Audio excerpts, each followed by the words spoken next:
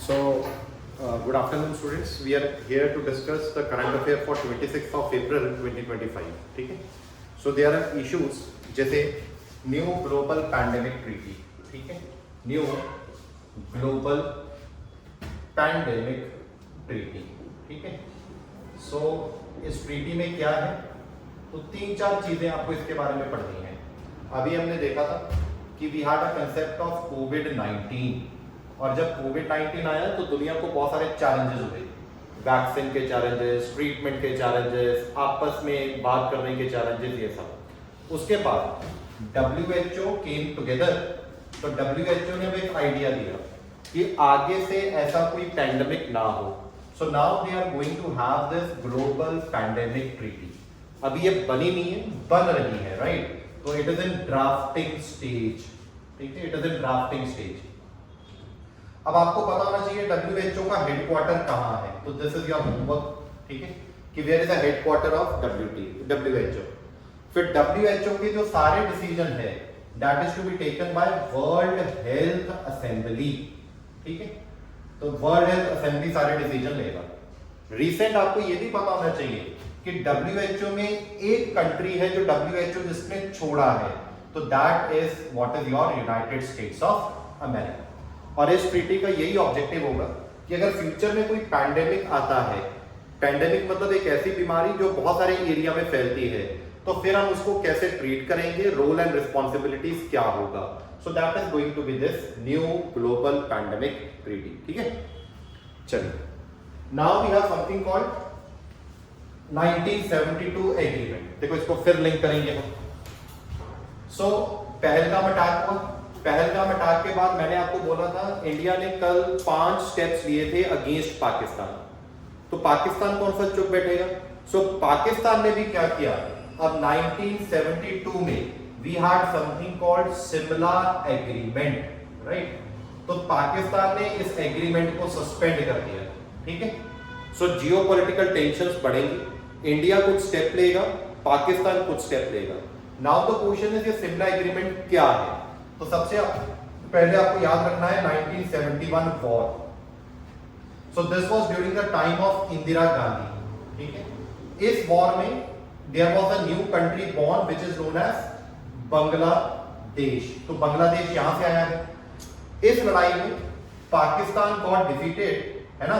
और 16th of December को पाकिस्तान ने सरेंडर किया था, राइट? 16th ऑफ दिसंबर 1971 को पाकिस्तान सरेंडर किया था, ठीक है? उसके बाद फिर सरेंडर होने के बाद एक फिर एग्रीमेंट हुआ, that agreement was in Shimla, इसीलिए now this is known as what, Shimla agreement. तो आपको सिंपल क्वेश्चन आ सकता है, शिमला एग्रीमेंट किसके बीच में हुआ था? तो that is Indira Gandhi and Pakistani president Zulfikar Bhutto, right? तो you can also write Bhutto. और इस एग्रीमेंट में क्या था कि अब दोनों कंट्री कोई भी विवाद होगा तो मिल बैठ के बात करेंगे, लाइन ऑफ कंट्रोल बनाई जाएगी, एक दूसरे के जो सोल्जर्स हैं उनको वापस किया जाएगा, और इन फ्यूचर एक दूसरे की मदद के लिए काम करेंगे। तो this was your 1972 Shimla agreement. तो आपको यहां से 2 क्वेश्चन आ सकते हैं। शिमला एग्रीमेंट क्यों हुआ आफ्टर 1971 वॉर? शिमला एग्रीमेंट किस किस के बीच में हुआ? और शिमला एग्रीमेंट, एक सिंपल क्वेश्चन, शिमला एग्रीमेंट कब हुआ? तो दैट केम इन 1972, ठीक है? चलिए, अगला थोड़ा थ्योरेटिकल क्वेश्चन है कि इनफिल्ट्रेशन इन कश्मीर, यानी कि कश्मीर में ये जो लोग बाहर से आते हैं उनको आप कैसे रोकोगे, ठीक है? सो उसके बारे में ज्यादा यहां पर अभी पढ़ने की जरूरत नहीं है, क्योंकि this is going to be a short video, so that will become a part of your GS mains paper 3 internal security, ठीक है? चलिए, now the another word is egg mayonnaise, right? Egg mayonnaise, और जिसको आप बहुत commonly आप Mayo Mayo भी बोलते रहते हैं।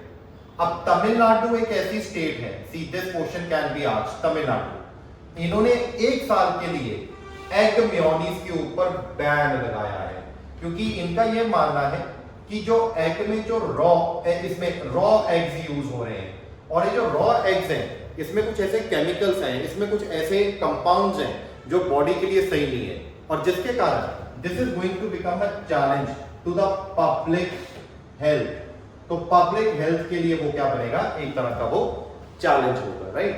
सो this is what is raw eggs and your Tamil Nadu, and इससे क्या बनेगी आपकी एग मेयोनीज, ठीक है। चलिए अभी ये भी आप समझो जरा आगे क्या है। अब सुप्रीम कोर्ट ने रिसेंटली एक रूलिंग दी है, ठीक है, तो that is the doctrine of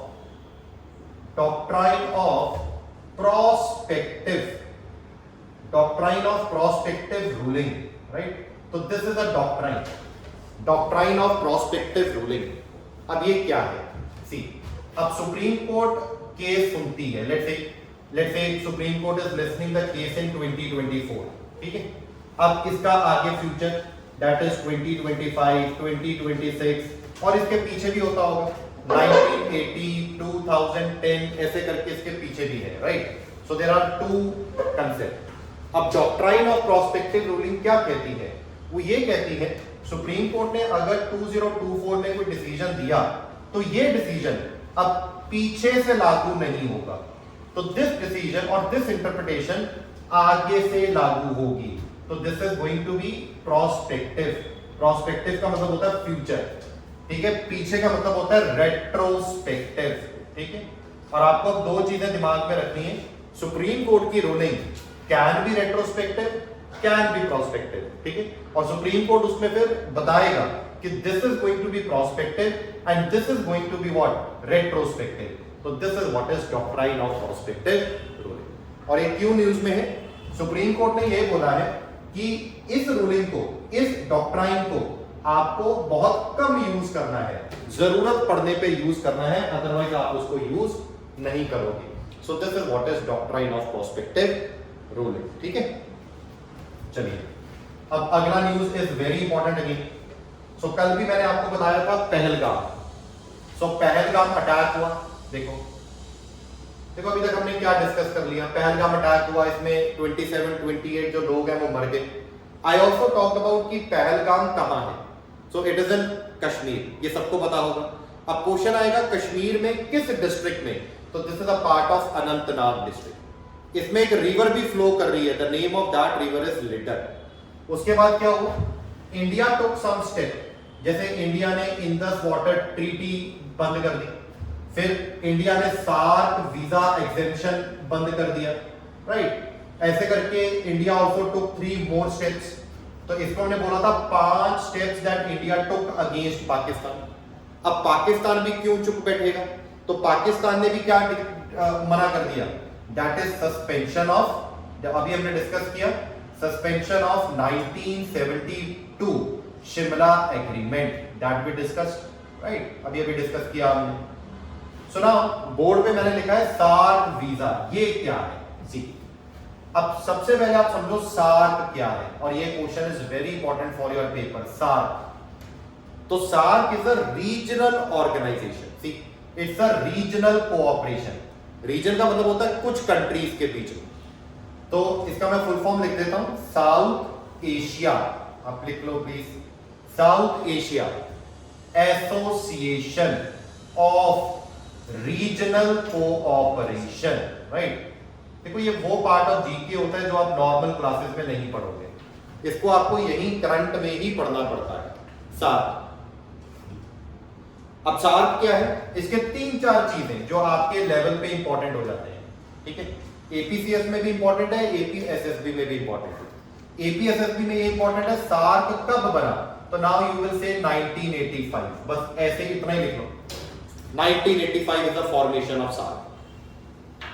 फिर अगला क्वेश्चन आएगा सार्क में कितने मेंबर्स हैं, तो SAARC is having 8 members in total, ठीक है। और आपको थोड़ा इसका पता भी होना चाहिए।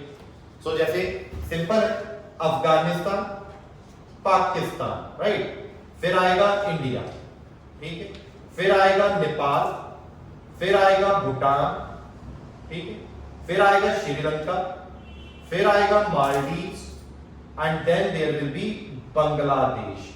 So there are going to be the 8 members of SAARC, ठीक है। अगर आप लिखने में थोड़े स्लो हो कोई बात नहीं, बट आप इसको क्वेश्चन मार्क कर लो 8 मेंबर, और आपको 8 मेंबर पता होना चाहिए, ठीक है, क्योंकि अभी मैं आपको लिखने का टाइम नहीं दे पा रहा हूं क्योंकि रिकॉर्डेड सेशन है। ठीक है, अगला इसका क्वेश्चन आता है हेडक्वार्टर। नाउ इसका हेडक्वार्टर इज व्हाट? इसका headquarter is your Kathmandu. So Kathmandu is a place in Nepal, capital of Nepal, तो that is the headquarter of SAARC. ठीक है, अगर अभी आप देखोगे सार्क के रिलेटेड और न्यूज, एक तो इंडिया ने इनका वीजा खत्म कर दिया, स्पेशल वीजा, और दूसरी न्यूज अरुणाचल में भी बड़े बड़े बोर्ड लगे हुए हैं, तो that is related to SAFF, राइट। तो ये under 19 SAFF under 19 football club हो रहा है, राइट, फुटबॉल कप हो रहा है। तो ये अभी अरुणाचल में, यूपीआ में इसको देखा जाएगा। तो that is what is South Asia Football Federation, तो वो कब वहां पर किया जाएगा। तो this information you should know about SAARC on your tips, और इससे बाहर नहीं पूछने वाला है। ठीक है, तो सार्क यू शुड नो कि सार्क क्या है। चलिए आगे। सो देखो, रोज कोई ना कोई बीमारी आती रहती है, और बीमारी इज वेरी इंपॉर्टेंट। कौन सी बैक्टीरियल, कौन सी viral, that we are discussing आहिस्ता आहिस्ता। अब यहां पे जो बीमारियां is mentioned, that is measles and they are mentioned rubella, right. आप ये दो बीमारियां याद रखोगे, और दो तीन चीजें इनके बारे में याद रखोगे। Number 1, these are going to be the viral बीमारी, ये वायरल है, मीजल्स, और इन दोनों की vaccine is available. The name of that vaccine is MMR। ठीक है, तो this is the name of this vaccine, MMR। फिर ये भी क्वेश्चन आ जाता है MMR वैक्सीन इज फॉर, तो ये तो क्लियर हो गया, measles, rubella, M। Now this M is mumps. तो आपने देखा होगा बच्चों के यहां मम्स हो जाते हैं। ठीक है, तो that is what is mumps. अब ये न्यूज में क्यों है? क्योंकि हम रिसेंटली इन दोनों बीमारियों को खत्म करना चाहते हैं, और हम चाहते हैं कि 100% इम्यूनाइजेशन, राइट, 100% इम्यूनाइजेशन पहुंचे बस्ती बस्ती में, पहाड़ पहाड़ में, नदी नदी में, हर जगह आप ये वैक्सीन आप तक पहुंच जानी चाहिए। सो that is why this is in your news. ठीक है, अब अगला करने की जरूरत नहीं है, अगला topic is not that important.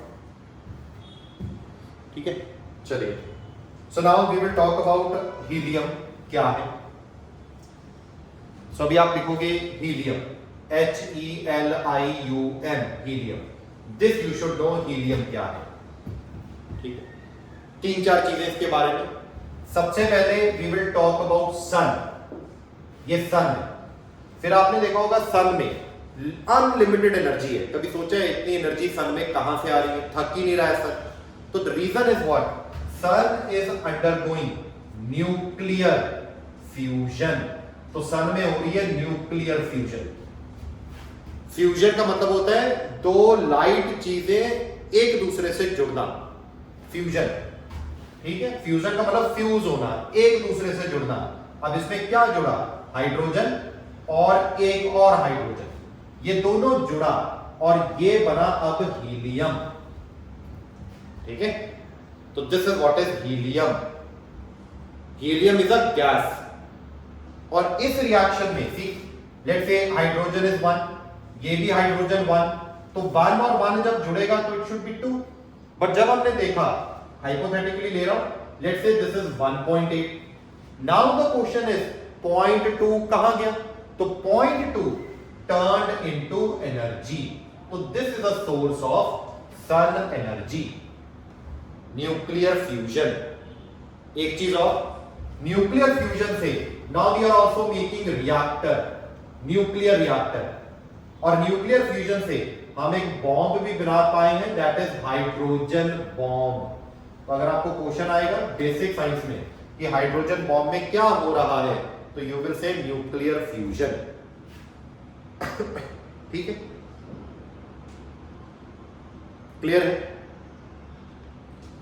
Next topic we will talk about a disease, haemophilia. ठीक है, so next we will talk about haemophilia.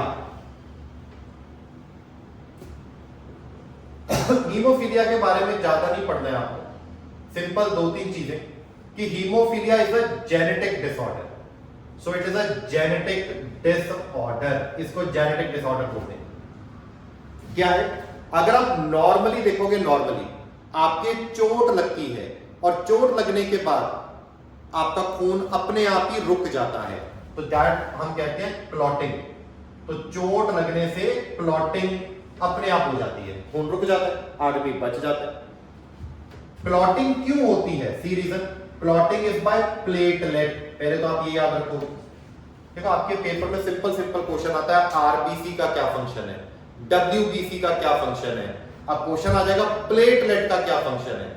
तो प्लेटलेट हम साइंस में तो पूरा पढ़ेंगे, बट अभी के लिए आप याद रखो प्लेटलेट। जब भी चोट लगती है तो जो ये प्लेटलेट है, जहां पर चोट लगी वहां पर रश करता है, फिर वहां पर रश करके नाउ दे सिक्रीट फाइबर, जैसे protein, fibre, fibrinogen, right, fibrinogen, और फिर यहां से फिब्रिन, राइट। तो ये फिब्रिन क्या करेगा? सिल देगा, एंड अल्टीमेटली आपका जो चोट है वो ठीक हो, आपकी चोट, ब्लड रुक जाएगा। तो that is what is this clotting. अब हीमोफीलिया में क्या होता है? इट्स अ जेनेटिक डिसऑर्डर, और ये क्लॉटिंग के जो फैक्टर्स हैं, प्लेटलेट के बनने के जो फैक्टर्स हैं, वो प्रॉब्लम में आ जाते हैं। इसका मतलब क्या हुआ? इसका मतलब ये हुआ कि चोट लगेगी और अब खून नहीं रुकेगा, है ना, और चोट लगने से खून चलता रहेगा, एंड अल्टीमेटली आदमी की डेथ भी हो सकती है। तो this is what is the concept of haemophilia in short. ठीक है,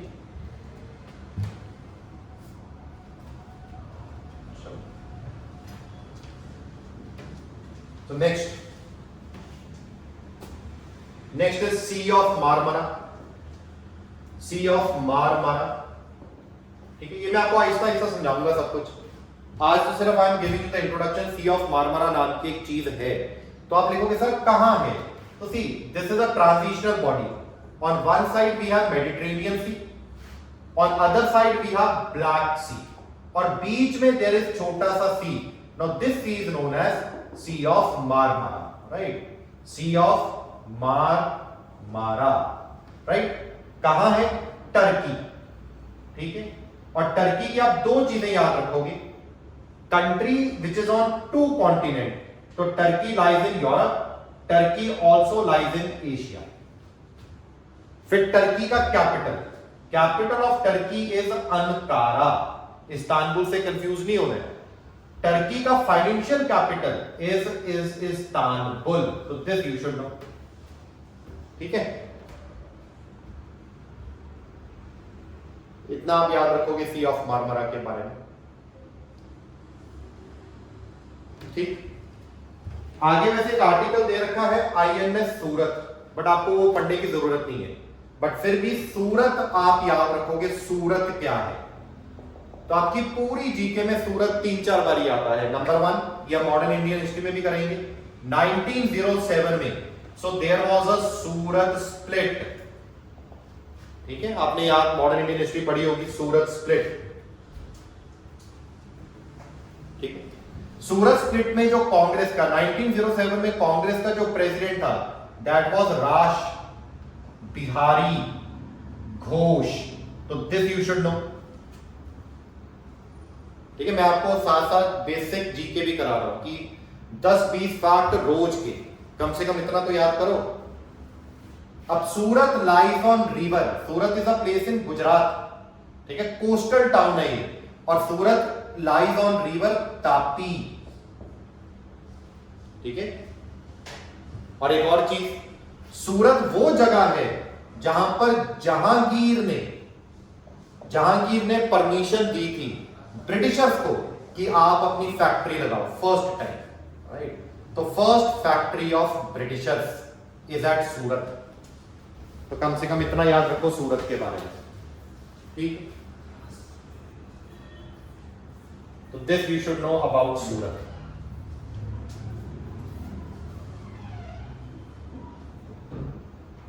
चलिए,